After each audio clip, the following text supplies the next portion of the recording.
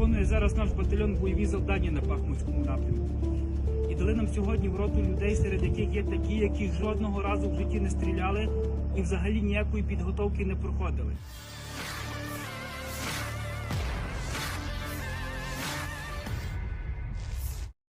Sebuah rekaman ramai beredar di media sosial Telegram pada Sabtu 15 April 2023. Dalam rekaman tersebut memperlihatkan dua orang prajurit Ukraina di Artyomovsk tampak menyampaikan keluh kesahnya. Ia menyampaikan keganjalan-keganjalan yang terjadi di tempat pelatihan. Disebutkan ada beberapa peserta pelatihan yang dibawa secara paksa. Mereka mengirim orang-orang yang tidak pernah menembak seumur hidup mereka. Mereka memberikan senjata tetapi mereka tidak tahu cara menggunakannya. Dia memiliki 5 anak dan seorang ayah yang sakit, tetapi dia ditangkap dan dibawa ke Bahmut tanpa persiapan, kata prajurit tersebut dengan ekspresi kecewa. Selama sebulan terakhir, saya telah sepenuhnya merevisi pandangan saya tentang perang ini. Ini adalah permainan geopolitik yang kuat, dan yang terjadi Ukraina hanyalah alat tawar-menawar di sini, tambahnya. Mereka mulai merasa ada sesuatu hal yang tidak beres dan perlu diperbaiki. Hingga video ini beredar, beragam komentar dituliskan warganet. Виконує зараз наш батальйон бойові завдання на Бахмутському напрямку. І дали нам сьогодні в роту людей, серед яких є такі, які жодного разу в житті не стріляли і взагалі ніякої підготовки не проходили. 5 днів побуло десь там у Сумській області, після чого одразу відправили їх сюди, на Бахмутський напрямок. Ще їм і кулемети дали, а люди споряджати магазини не вміють. Але це ще не все. Ось біля мене стоїть людина, у якої 5 дітей, 5, і хворий батько. Але тим не менше її відправили сюди. Мені цікаво, чому той, хто відправив сюди цю людину, сам сюди і не прийшов. Чому наші військкомати не ловлять мажорів, депутатів, чиновників, їхніх дітей, а ловлять ось таких простих хлопців, які не мають можливості відкупитись? Чому? Чому зловлять такого підняка і одразу сюди і відправляють, а самі там сидять у своїх військкоматах і кармани собі набивають на взятках?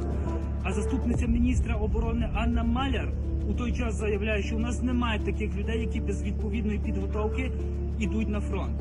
Та як немає? Ось біля мене людина, 5 дітей, хворий батько, ніякої підготовки не проходила і ні разу з автомата не стріляла. Розкажи, як тебе мобілізували?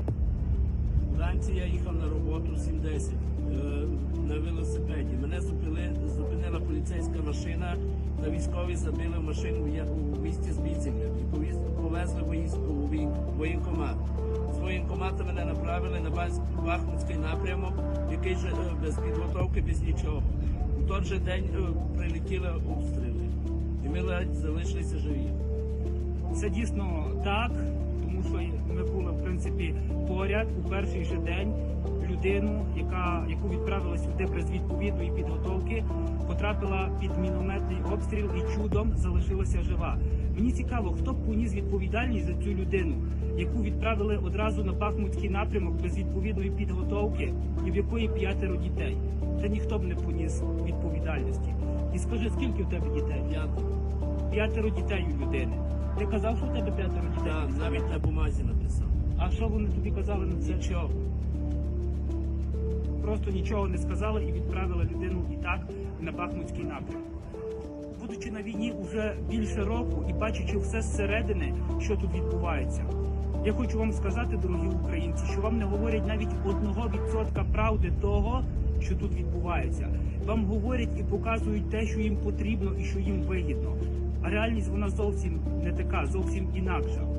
І за останній місяць я повністю змінив свою думку і своє бачення стосовно цієї війни.